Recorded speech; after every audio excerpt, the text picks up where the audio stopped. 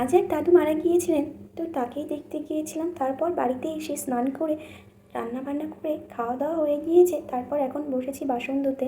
আর এখন প্রায়, যিনি মারা গেছেন সেই দাদু হলেন আমার জেঠু শ্বশুরের শ্বশুরমশাই, অর্থাৎ আমার দাদু।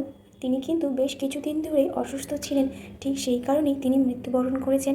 আর আজকে প্রায় অনেকগুলোই বাসন হয়ে গিয়েছে, কারণ রান্না করা বাসন আর তার সঙ্গে খাওয়া দাওয়া দুটোই।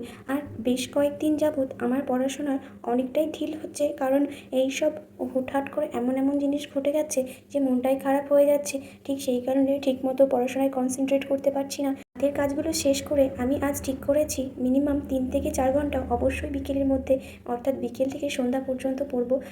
আর এখন বিকেল গড়িয়ে সন্ধ্যা হতে চলেছে। এখন আমি আমার চুলটা ঠিক করে পড়তে বসে যাব। এখন প্রায় বাজে 5:30। আর এখন আমি লুসিয়েন্টের জিকে ক্লাস করছি, কারণ আমার কাছে বই নেই। তাও আমি আমার পড়াশোনাটা কমপ্লিট করতে চাই, সেই কারণে আমি ইউটিউব দেখে আমি লুসিয়েন্টের বইটা কমপ্লিট করার চেষ্টা করছি। আর তোমরা যারা আমার মতো কম্পিটিটিভ এক্সাম দিতে চাও তারা অবশ্যই লুসিয়েন্ট বইটা ভালোভাবে পড়ে নিও, কারণ অনেক হেল্প হয় এই বইটা থেকে। আর তারপরে আমি বসে গেছি পার্সেন্টেজের ম্যাথে নিয়ে। তো আজকের ভিডিওটা, আর হ্যাঁ, আমার মতো কে কে সংসার সামলিয়ে পড়াশোনা কমপ্লিট করছো অবশ্যই কমেন্টে জানিও। দেখা হচ্ছে নেক্সট ভিডিওতে।